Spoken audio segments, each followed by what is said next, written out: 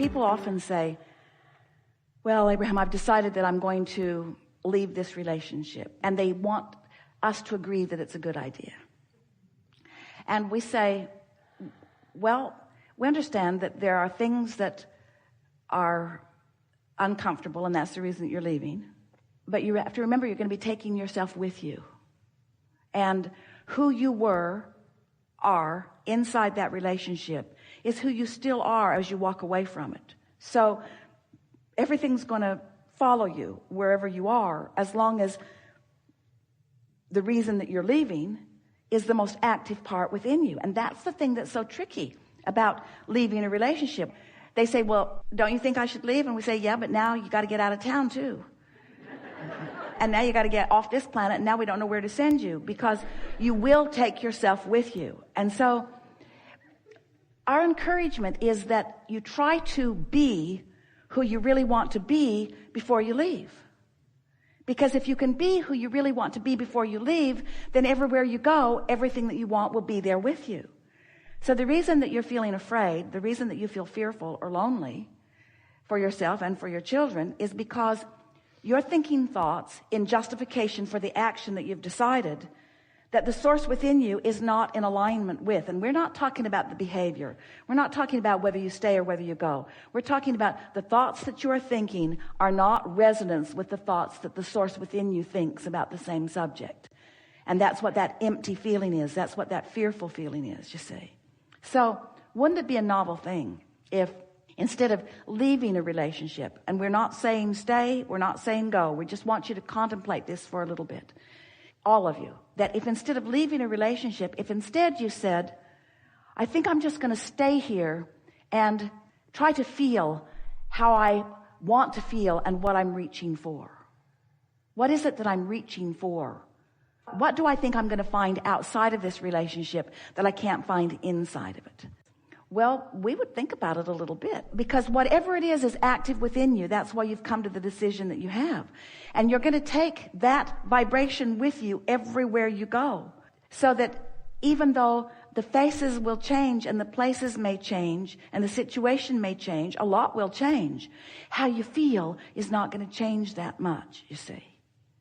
Where if you can discover what you're looking for before you leave, you might not even have to leave to find it. In fact, you might not even have to leave to find it. In fact, you might not even have to leave to find it. What you're looking for might be right there where you are. It's just on a different vibrational frequency than is active within you right now.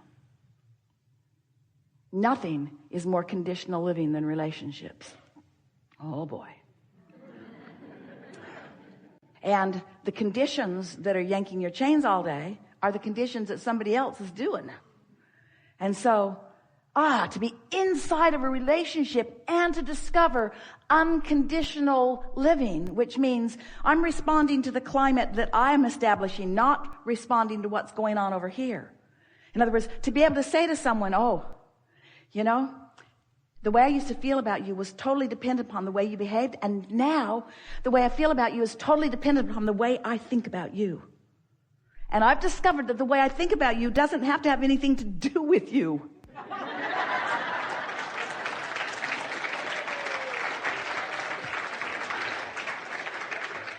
Which makes me a happy girl.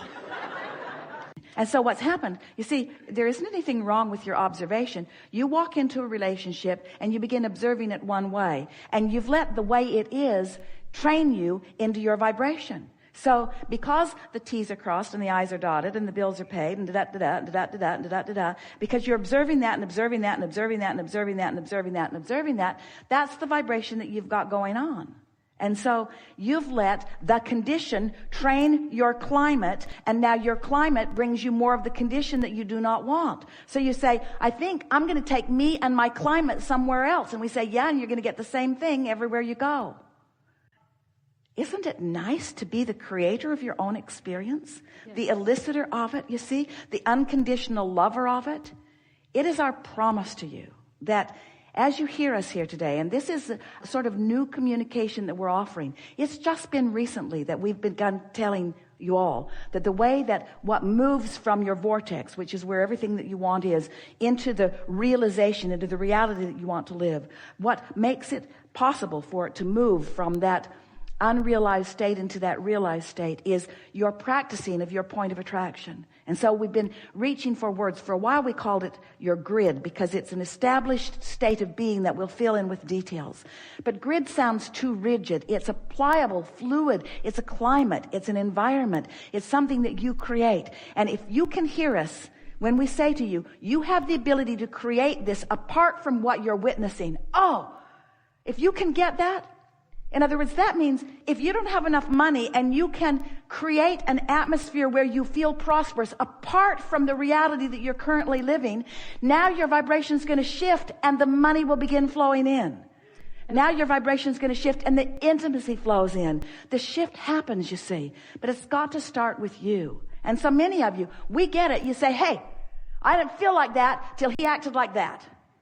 He acted like that, and that's why I feel like this, so he needs to act different so I can feel different. And we say, conditional love will get you nowhere. You have to create the vibrational condition that allows you to receive from this person who we promised you has the ability to give you exactly what you want when the shift takes place within you. There are a lot of things that you can observe, and when you observe them, it causes you to offer a vibration that brings you more of them.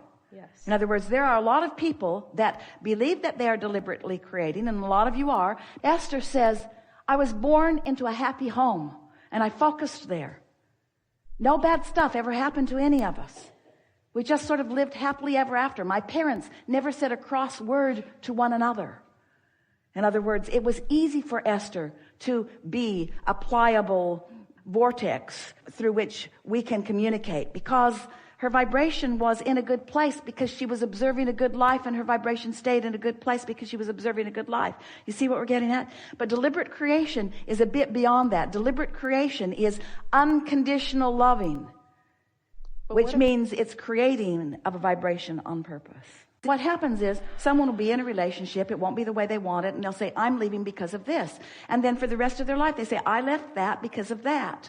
And because you're still telling the story of having left that because of that, then that's what's active in your vibration. And then after a while you say, I have had 10 husbands and not one damn one of them did I have any chemistry with.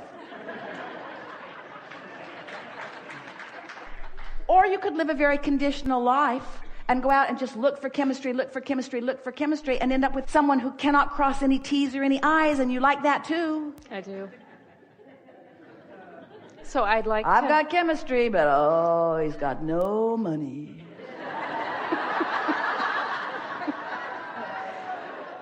Stand right where you are and create a climate that is conducive to what you want, and feel the mastery of your ability to create.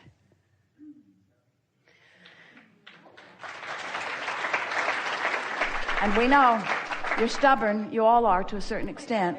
You want to say, this is what's going on. And we say, we know, and you've got to change. Why does it always have to be me that makes the vibrational adjustment? Why can't some condition adjust so I can just observe it and feel better? And we say, because that is limited creating.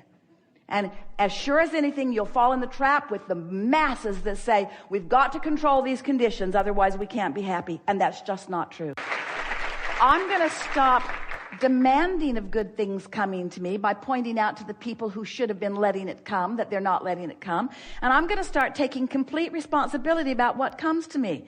I'm going to choke on the words, you know, it's your fault in my mind. It's not somebody else's fault. You came to live exactly the life that you intended to live because you wanted to get your feet wet. You wanted to get your sea legs. You wanted to experience life. You wanted desire to be very strong within you because you knew if there was strong desire within you, that just a little crack of not much resistance would allow that desire to manifest.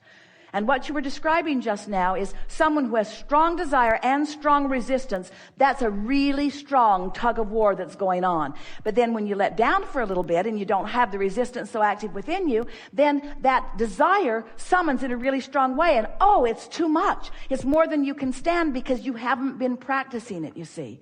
You've been practicing letting it in and not letting it in and letting it in and not letting it in. Now you want to just start easier, sort of at the beginning, by getting up in the morning and looking for things that feel good and focusing upon those, and then watch the evidence that the universe brings to you. And little by little, you will convince yourself of your worthiness, because you will set aside the resistance that has been keeping the revelation or the realization of the things that you want from you. And for you, we'll say it powerfully to you, a lot of you, but we're saying it powerfully to you. You turn so much of the blame toward yourself, but you turn it toward others too. And that blame that you practice is the piece that trips you up the most, whether it's pointed at somebody else or at yourself. It is the most logical thing in the world for you to feel this blame, because with every fiber of your being, you know you're supposed to feel good. And when you don't, you're just freaking out over it. And that's what we meant when we said your guidance system is with you. You can't not figure this out. You know it's supposed to feel better than this. And when it doesn't, you know that something is wrong. It's just not that you're wrong. You're not wrong. You just got to lighten up a little bit.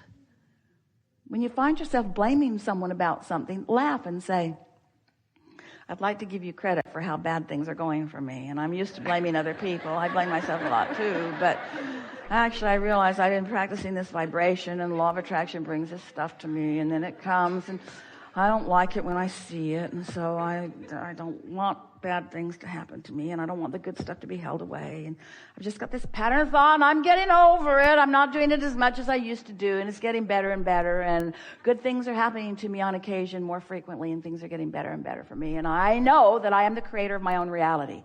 And I know that I can tell by the way I feel how well I'm doing. And I'm doing better at starting it earlier in the day, so that I can feel when I go astray. And things are just getting better and better for me. And I'm in partnership with source energy. How much better than that can it get for me? I'm in partnership with source energy.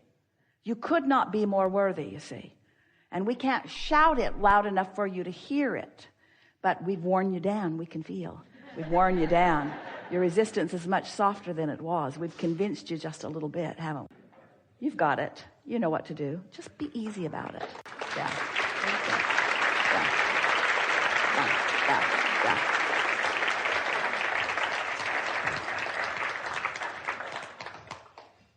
So, do you know you create your own reality? Do you know that it's a vibrational universe? Do you know that things are always working out for you? And the evidence of them working out for you is happening in this moment, to the degree that you are soft and compliant and allowing it. And that you're the one that builds the shell around you and makes it a rougher ride than it needs to, but you could soften that shell and it would be a less rough ride. Do you get that? And that what is happening to you has nothing to do with anyone else on the planet, except that you're reacting to the way they're reacting to you and messing up what you're doing with your vibrational reality, that with your vibrational environment. Esther's been trying to find the perfect word, because she can feel us meaning it. So she wants to say it's a climate, or it's an environment. It's a state of being. It's the vibrational beingness that you want to work on. And if we were standing in your physical shoes, we would work on it in these ways. We would go to places that feel good as often as we could. And we would acknowledge that it feels good, and we would try to identify what is it about this place that feels so good. In other words, we would not try to solve issues. And we would not get into debates with people who are trying to solve issues. And we would not talk about problems of others with them. And we would not talk about our own problems with anyone else. We would spend our time looking for that central place that feels good, even if it's something as central and basic as the sun came up this morning and that helped me. And the food keeps growing, and that helps all of us. And the world keeps turning, because it is right that it does. And babies keep being born, because this is the leading edge of creation. And source keeps flowing, because nothing other than that is natural. and well-being abounds. No matter how hard you try to find dark corners of the world, they are small and puny in comparison with the brilliance and the beauty of the world. The well-being is dominant.